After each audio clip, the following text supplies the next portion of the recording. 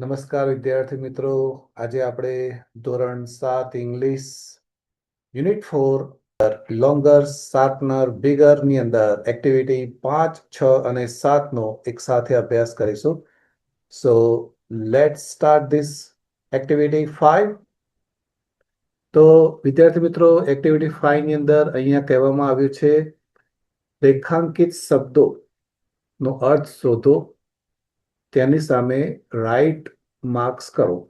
તો અહીંયા જે સમાનાર્થી શબ્દ હોય, જેને મળતો શબ્દ આવતો હોય, ત્યાં આપણે રાઈટ કરવાનું છે.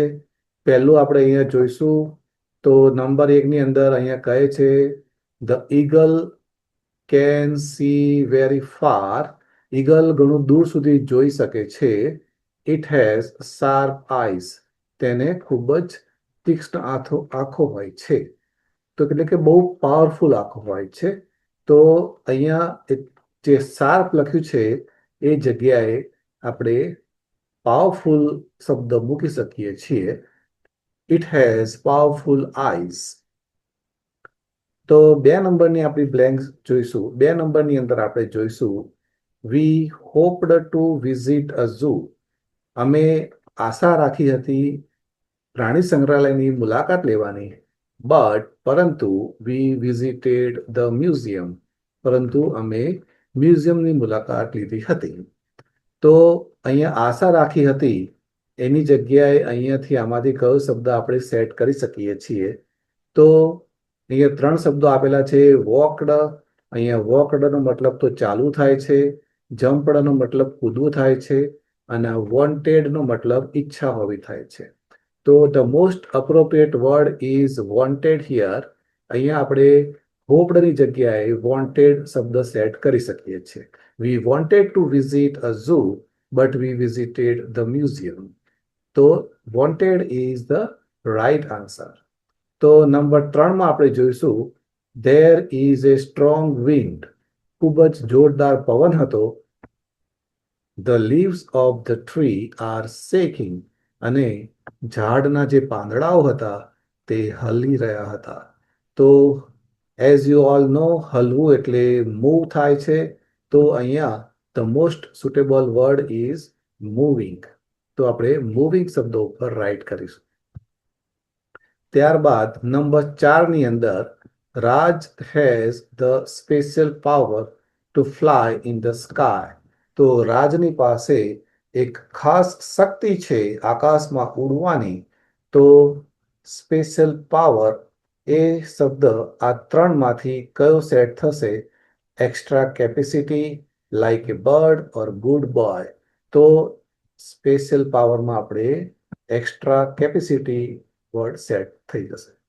નંબર 5ની અંદર અહીંયા the water turn into ice. જે પાણી હતું એ બરફમાં ફેરવાઈ ગયું. તો ટર્ન ઇનટુ એટલે બદલાઈ ગયું. તો બદલાવું એટલે ચેન્જ થાય છે. તો the changed into. This is the right answer.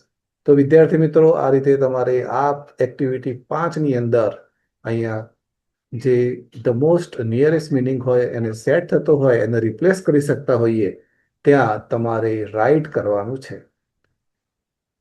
ત્યારબાદ આપણે આગળ જઈશું બીજી એક્ટિવિટીની અંદર. એક્ટિવિટી 6ની અંદર વિદ્યાર્થી મિત્રો અહીંયા કહેવામાં આવ્યું છે સ્વપ્નિલ અને ગીતાંશ પોતાના વજન, ઉંમર વગેરે માપે છે અને પોતાની રીતે નોંધે છે. અહીંયા 2 મિત્રો છે, સ્વપ્નિલ અને ગીતાંશ. એ પોતાનું વજન, ઊંચાઈ વગેરે પોતાની રીતે નોંધે છે. વિગતો પરથી તેઓ કેવો સંવાદ કરે છે તે જુઓ. અને પછી નીચે એમનો સંવાદ પણ આપેલો છે.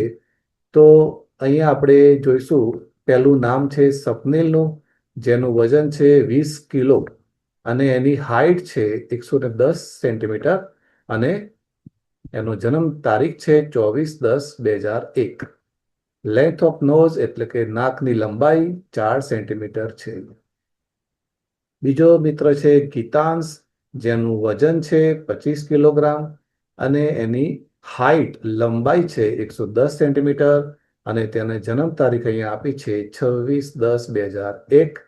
અને એના નાકની લંબાઈ length of nose is 3 centimetre. તો વિદ્યાર્થી મિત્રો અહીંયા આ રીતે ડેટા આપેલા છે અને એ ડેટાને આધારે પછી નીચે એનો સંવાદ થાય છે. સો સ્વપ્નિલ બોલે છે પહેલા, વોટ ઇઝ યોર વેઇટ? તમારું વજન શું છે? તો ગીતાંશ કહે છે 25. તો ગીતાંશ અહીંયા કહે છે કે 25 કિલો છે મારું વજન. તો અહીંયા 25 આપેલું છે. સ્વપ્નિલ કહે છે, ઓ ફેટ મેન, તું જાડો વ્યક્તિ છે. યુ આર ફેટર દેન આઈ, તું મારા કરતા વધારે જાડો છે, કારણ કે એનું વજન વધારે છે. ગીતાંશ કહે છે યોર નોઝ, અને તારું નાક તો જો. અહીંયા એક મજાકના અર્થમાં પૂછે છે, લુક એટ યોર નોઝ, તું તારું નાક જો. It is longer than my nose, અને તે નાક મારા નાક કરતા પણ વધારે લાંબુ છે. હવે આપણે આગળ જઈશું.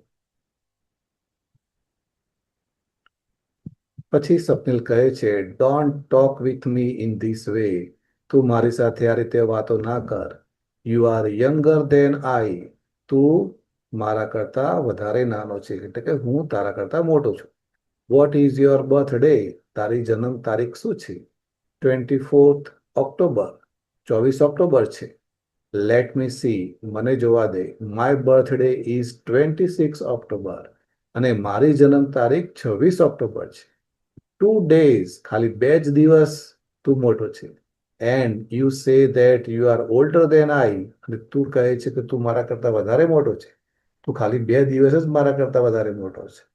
સ્વપ્નિલ કહે છે, sorry but look at the height, પરંતુ તું મારી ઊંચાઈ જો. Oh you are as tall as I, તું મારા જેટલો જ ઊંચો છે. હેપી, ખુશ. યુ હેપી, તું ખુશ. એમ અહીંયા બે મિત્રો એકબીજા સાથે સંવાદ કરે છે, વાતો કરે છે.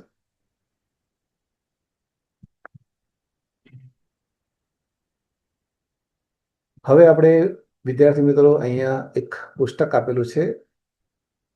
હવે તમે પણ તમારા 4 મિત્રોના વજન અને ઊંચાઈના માપ તથા જન્મ તારીખ નીચે આપેલ કોઠામાં નોંધો અને તેના આધારે વાક્ય બનાવી બોલો. હવે વિદ્યાર્થી મિત્રો, તમારે તમારા 4 મિત્રોના અહીંયા નામ લખવાના છે, વજન લખવાના છે, એમની ઊંચાઈ લખવાની છે, જન્મ તારીખ લખવાની છે, અને તેના નાકની લંબાઈ પણ લખવાની છે. તો ઇટ્સ વેરી ઇન્ટરેસ્ટિંગ. તો આ રીતે તમારે જાતે લખવાનું છે. It is your self work. પરંતુ અહીંયા તમને આઈડિયા આવે માટે અહીંયા એક એક્ઝામ્પલ અહીંયા આપણે બનાવેલું છે. So let's see. તો અહીંયા રાકેશ નામ છે અને તેનું વજન છે 33 કિલોગ્રામ, અને તેની ઊંચાઈ છે 100 સેન્ટીમીટર, અને તેનો જન્મ દિવસ છે 26 ડિસેમ્બર 2001, અને લેન્થ ઓફ નોઝ, તેના નાકની લંબાઈ છે 3 સેન્ટીમીટર. આ રીતે તમારે જાતે લખવાનું છે. બીજો મિત્રનું નામ છે મોહન, અને તેનું વજન છે 31 કિલોગ્રામ, તેની હાઈટ છે 110 સેન્ટીમીટર, એનો જન્મ તારીખ છે 1 ડિસેમ્બર 2001, અને તેના નાકની લંબાઈ છે 4 સેન્ટીમીટર. ત્રીજા એક મિત્રની વાત કરીએ તો અહીંયા મુકેશ નામ છે. તેનું વજન છે 30 કિલોગ્રામ, અને તેની હાઈટ 107 સેન્ટીમીટર છે, અને તેની જન્મ તારીખ છે 6 જુલાઈ 2001, અને તેના નાકની લંબાઈ છે 3.5 સેન્ટીમીટર. ચોથા મિત્રનો આપણે ડેટા અહીંયા લખીશું. અહીંયા એક મીના કરીને નામ છે, જેનું વજન છે 40 કિલોગ્રામ, અને તેની હાઈટ છે 100 સેન્ટીમીટર. બર્થડે છે 26 જાન્યુઆરી 2001, અને તેના નાકની લંબાઈ જોઈએ તો ઇટ ઇઝ અરાઉન્ડ 3 સેન્ટીમીટર. તો આ રીતે વિદ્યાર્થી મિત્રો, તમારે તમારા મિત્રો જે રિયલ મિત્રો છે, 4 મિત્રોના ડેટા અહીંયા આ રીતે લખવાના છે, અને પછી આ ડેટા જોડે રાખી તમારે અહીંયા આગળ એની એક્ટિવિટી આપેલી છે, એ એક્ટિવિટી તમારે કરવાની છે. તો કોષ્ટક અને સંવાદના આધારે આ વિગતો ભરો અને વર્ગ સમક્ષ વાંચો. તો અહીંયા કોની હાઈટ વધારે છે, કોનું નાક વધારે લાંબુ છે, એ પ્રમાણે તમને અહીંયા ડિગ્રીનો ગ્રામરનો ઉપયોગ કરવો પડશે. તો અહીંયા આપણે પહેલામાં જોઈશું Mohan is taller than Rakesh. તો આપણે આગળ જે કોઠો બનાવ્યા એમાં મોહન જે છે એ વધારે રાકેશ કરતા વધારે ઊંચો હતો. ટોલ એટલે ઊંચો થવું. તો અહીંયા ટોલર ધેન એ કમ્પેરેટિવ ડિગ્રીનું વાક્ય છે. It is the sentence of comparative degree.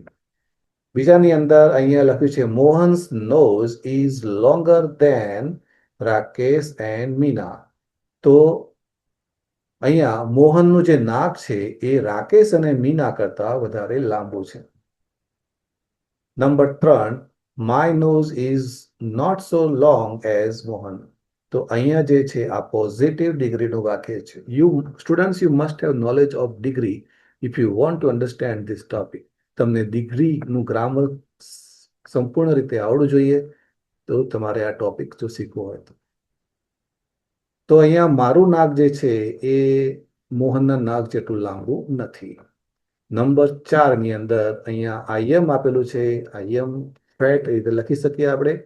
5 નંબરની અંદર Rakesh is older than Mukesh.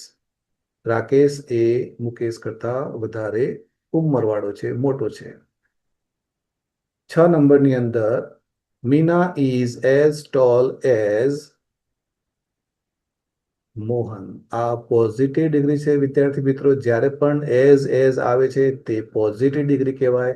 એમાં પોઝિટિવ ડિગ્રી એટલે બંને વ્યક્તિઓમાં સમાન ગુણ હોય છે. તો મીના જે છે એ મોહન જેટલી જ ઊંચી છે. બંનેમાં સમાન ઊંચાઈ છે.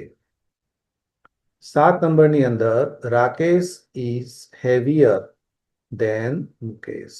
તો રાકેશ જે છે એ મુકેશ કરતા વધારે વજનવાળો છે, કારણ કે એનું વજન વધારે છે, ભારે છે. તો આ રીતે આપણે આ ખાલી જગ્યાઓ અહીંયા પૂરીશું. હવે વિદ્યાર્થી મિત્રો એક્ટિવિટી 7 ની અંદર જોઈશું. તો અહીંયા તમે જોઈ શકો છો સ્ક્રીનની અંદર કે અહીંયા ઘણા બધા પ્રાણીઓના ફોટા આપેલા છે. તો અહીંયા શું કરવાનું કીધું છે ચલો જોઈએ. તો જોયું ને તમારામાં અને તમારા મિત્રોમાં કેટલી વિવિધતા છે. આપણે આગળ જોયું કે આપણે અને આપણા મિત્રોમાં કેટલી વિવિધતા છે. કોઈ લાંબુ છે તો આપણા કરતા કોઈ નીચું છે, કોઈ આપણા કરતા બોડીમાં વધારે છે, અથવા તો આપણા કરતા બોડી એની ઓછી છે, કોઈનું નાક વધારે મોટું છે. તો એ વિવિધતા છે. તો આવી જ વિવિધતા દરેક પ્રાણીઓમાં પણ હોય છે. તો અહીંયા પ્રાણીઓમાં પણ વિવિધતા આપણે જોઈ શકીએ છીએ. તે જોઈને ચિત્ર જોઈને તેની સરખામણી તુલના કરીને નીચેના વાક્યો બનાવો. તો આ જે લેસન છે એ કમ્પ્લીટલી ડેડિકેટેડ છે ડિગ્રી ગ્રામર. અહીંયા જે વિવિધતા સમાનતા જે બતાવવાની છે એ ડિગ્રીનું ગ્રામર છે. તો અહીંયા ઘોડો છે, જીરાફ છે, હાથી છે, સસલું છે, ઊંટ છે, અને એ કોઈની ગરદન વધારે લાંબી હોય છે, કોઈ બોડીમાં વધારે જાડું હોય છે. તો એ સમયે જ્યારે એ વિવિધતા બતાવી હોય ત્યારે આપણે આ ડિગ્રીનું ગ્રામરની જરૂર પડતી હોય છે. તો આપણે આગળ જઈશું અને અહીંયા જોઈશું કે આગળની એક્ટિવિટીમાં શું કહેવામાં આવ્યું છે. તો અહીંયા વિદ્યાર્થી મિત્રો એ પહેલું જ એક એક્ઝામ્પલ આપેલું છે કે એલિફન્ટ ઇઝ બિગર ધેન હિપો. તો જે હિપોપોટેમસ હોય છે એ જે હાથી હોય છે એ હિપો કરતા વધારે મોટો હોય છે. તો ઇટ ઇઝ ટ્રુ ધેટ હાથી ખૂબ મોટો હોય છે. બીજું વાક્ય છે જીરાફ ઇઝ ટોલર. હવે જીરાફ વધારે ઊંચું હોય છે. તો લગભગ કોના કરતા ઊંચું હોય છે? બધા પ્રાણીઓ કરતા ઊંચું જ હોય છે. પણ આપણે અહીંયા કોઈ પણ એક પ્રાણીનું નામ લખીશું. તો કેમલ કરતા પણ ઊંચું હોય છે. ઊંટ કરતા પણ જીરાફ વધારે ઊંચું હોય છે. નંબર 3 ની અંદર આ રીતે આપણે વાક્ય બનાવીશું. The horse is as big as cow. તો ઘોડો છે એ ગાય જેટલો જ મોટો હોય છે. તો ઘોડો અને ગાયમાં લગભગ સમાનતા હોય છે એમના વજનમાં, હાઈટમાં. એટલે મોટે એટલે બંને સરખા મોટા હોય છે.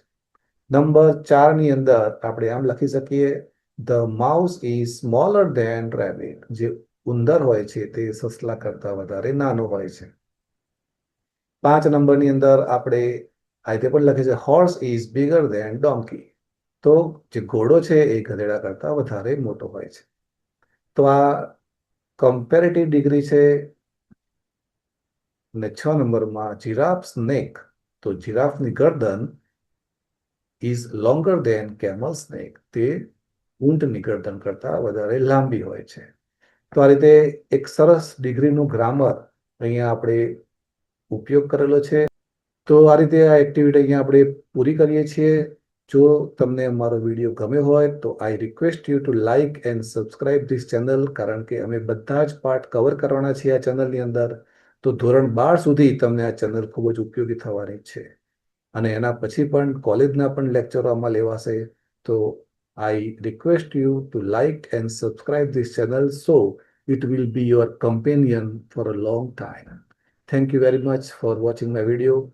This is Alex Classes channel name, and we have been running this coaching center since 1997.